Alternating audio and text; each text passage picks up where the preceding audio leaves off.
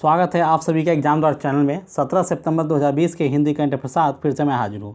तो आइए शुरू करते हैं आज का करंट अफेयर। हमारे चैनल एग्जाम डॉट पर नए हैं और अभी तक सब्सक्राइब नहीं किए हैं तो सब्सक्राइब कर लीजिए, साथ ही बेल आइकन को दबा लीजिए, क्योंकि आपको इसमें RRB, NTPC, CTET, Bihar state, railway, उसके अलावा बैंक, एसएससी सारे संबंधित वीडियोज आपको मिलेंगे। मैथ के, रीजनिंग के, करंट अफेयर्स के, जीके ट्रिक्स के, मैथ ट्रिक्स के, तो सारे संबंधित वीडियोज आपको अवेलेबल है चैनल पे, तो प्लीज़ सब्सक्राइब कर लीजिए। चलिए शुरू करते हैं आज का।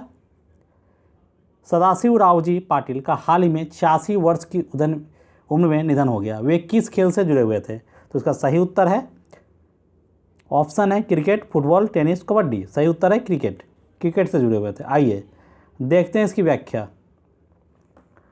पूर्व भारतीय क्रिकेटर सदाशिवरावजी पाटिल का 15 सितंबर 2020 को कोल्हापुर में उनके आवास पर निधन हो गया। वे 86 साल के थे।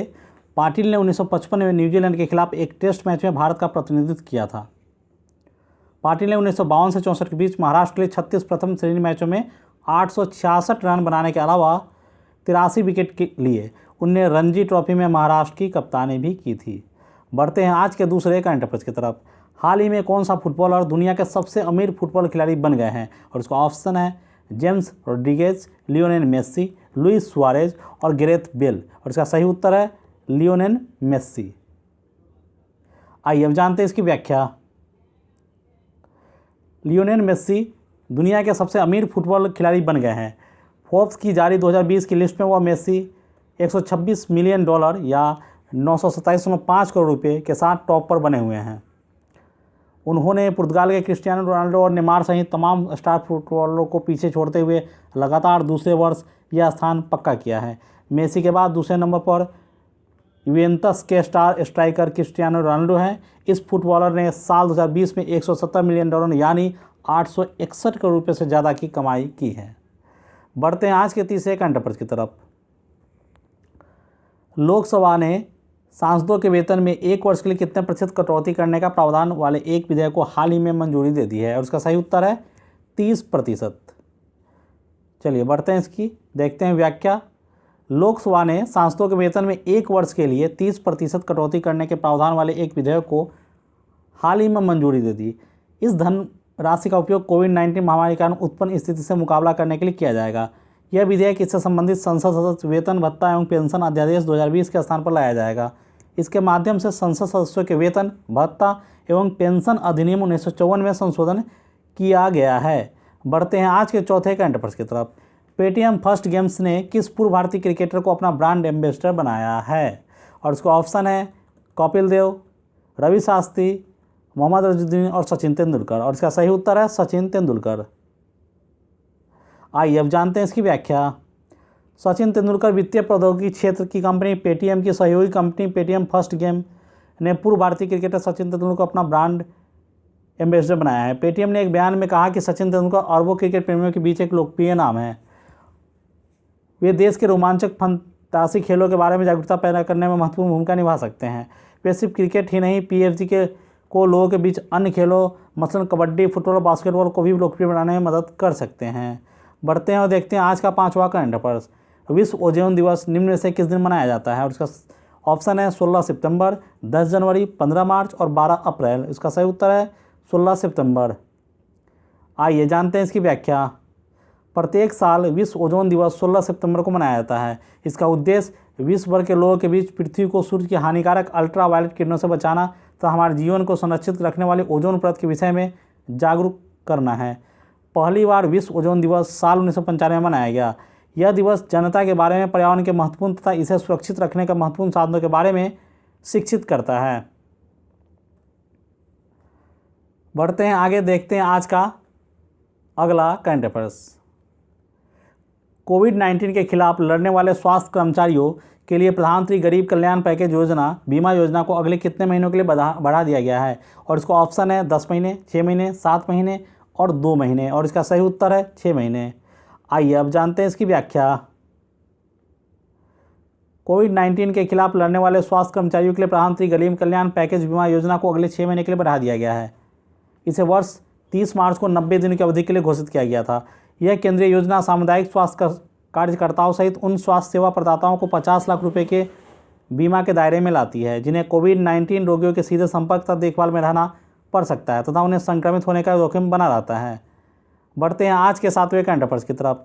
किस बैंक के प्रबंध निदेशक आदित्य पुरी को यूरोमनी अवार्ड्स ऑफ एक्सीलेंस द्वारा लाइफ टाइम अचीवमेंट अवार्ड 2020 से सम्मानित किया गया है? और इसका ऑप्शन है भारतीय स्टेट बैंक, HDFC बैंक, देना बैंक और Punjab national bank.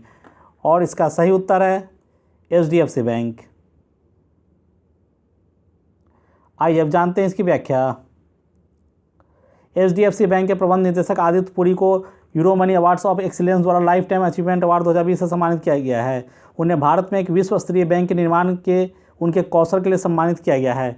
Euromoney awards for excellence पुरस्कार सर्वश्रेष्ठ बैंकों और बैंकरों को प्रदान किया जाता है। इसकी शुरुआत साल 1992 में की गई थी, जो वैश्विक बैंकिंग उद्योग में शुरू किया गया था। अपनी तरह का पहला पुरस्कार था। बढ़ते हैं आज के 8वें करंट अफेयर्स की तरफ। हाल ही में पीत सागर में तैनात पोत से एक रॉकेट के जरिए कितने सैटेलाइट लॉन्च किए गए हैं? और इसका सही उत्तर है 9, ऑप्शन नंबर डी। आइए जानते हैं इसकी व्याख्या। चीन ने पीत सागर में तैनात पोत से एक रॉकेट के जरिए 9 सैटेलाइट लॉन्च किए हैं। इन सभी सैटेलाइट को सफलतापूर्वक धरती की कक्षा में स्थापित कर दिया गया है। लॉन्ग मार्च 11 एवं HY-2 रॉकेट को लॉन्च किया गया। इसके साथ जिलिन 1 गाओफेन 031 समूह के 9 सैटेलाइट रवाना किए गए। धरती की निगरानी करने वाले इन सैटेलाइट को 545 किलोमीटर की ऊंचाई पर स्थापित किया गया है। बढ़ते हैं आगे और देखते हैं आज का 9वां करंट अफेयर्स। हाल ही में रूस में भारत और किस देश के विदेश मंत्रियों के बीच वास्तविक नियंत्रण रेखा या लाइन ऑफ एक्चुअल कंट्रोल पर तनाव को कम करने के हेतु एक 5 सूत्रीय योजना पर सहमति व्यक्त की गई है? और इसका सही उत्तर है चीन। आइए अब जानते हैं इसकी व्याख्या। हाल ही में रूस में भारत और चीन के विदेश मंत्रियों के बीच वास्तविक नियंत्रण रेखा लाइन ऑफ एक्चुअल कंट्रोल पर तनाव को कम करने हेतु एक 5 सूत्रीय योजना पर सहमति व्यक्त की गई है। इस बैठक के लिए रूस के साथ ही संघाई सहयोग संगठन की भूमिका को भी महत्वपूर्ण माना जा रहा है। संघाई सहयोग संगठन जून 2001 में संघाई 5 के विस्तार के बाद अस्तित्व में आया था। गौरतलब है कि संघाई 5 का गठन रूस, चीन, कजाकिस्तान, किर्गिस्तान और तजिकिस्तान ने मिलकर वर्ष 1996 में किया था। देखते हैं आज का 10वां करंट अफेयर्स। केंद्रीय संस्कृति मंत्रालय ने प्राचीन भारतीय संस्कृति का अध्ययन करने के लिए कितने सदस्यीय समिति का गठन किया है? और इसका सही उत्तर है 16 सदस्यीय समिति। आइए जानते हैं इसकी व्याख्या। केंद्रीय संस्कृति मंत्री और पर्यटन मंत्री प्रहलाद पटेल ने भारतीय संस्कृति की उत्पत्ति और विकास पर एक अध्ययन करने के लिए एक विशेषज्ञ समिति के गठन की घोषणा की है। इस समिति में 16 सदस्य शामिल हैं। इसमें भारतीय पुरातत्व सोसाइटी के अध्यक्ष KN दीक्षित भी शामिल है। यह समिति भारतीय संस्कृति के उपद्रव और विकास का एक समग्र अध्ययन 12,000 साल पहले से वर्तमान तक करेगी। यह दुनिया भर की अन्य संस्कृतियों के साथ अध्ययन और उसके इंटरफेस का भी अध्ययन करेगी। इसी के साथ हमारा आज का करंट अफेयर्स का सेशन यहीं खत्म होता है। हमारे चैनल से आप जुड़े रहिए। हमारे चैनल पे आपको daily current affairs, maths tricks, reasoning और जीके ट्रिक्स, साथ ही स्टेट सीटेट की वीडियो उपलब्ध है। अगर आप हमारे चैनल पे नए हैं और अभी तक सब्सक्राइब नहीं किए तो सब्सक्राइब कर लीजिए। साथ ही बेल आइकन को दबा लीजिए ताकि आपको नए नए वीडियोज़ के नोटिफिकेशन मिलते रहें। इस वीडियो के नीचे डिस्क्रिप्शन में हमने कई सारे लिंक्स डाल रखे हैं, जिसमें फेसबुक, इंस्टाग्राम, व्हाट्सअप, टेलीग्राम के लिंक्स हैं, जिस पर क्लिक करके आप हमारे चैनल से जुड़ सकते हैं। इसके अलावा इसी वीडियो के नीचे डिस्क्रिप्शन में आप हमारे चैनल के अदर वीडियोज़ के लिंक दिए गए हैं, जिस पर क्लिक करके आप हमारे चैनल के वीडियोज़ को देख सकते हैं। तो हमारे चैनल के वीडियोज़ को देखिए, लाइक कीजिए, शेयर कीजिए, दोस्तों को जरूर बताइए। तो इस वीडियो के लिए बस इतना ही। मिलते हैं नेक्स्ट वीडियो में, तब तक के लिए गुड बाय।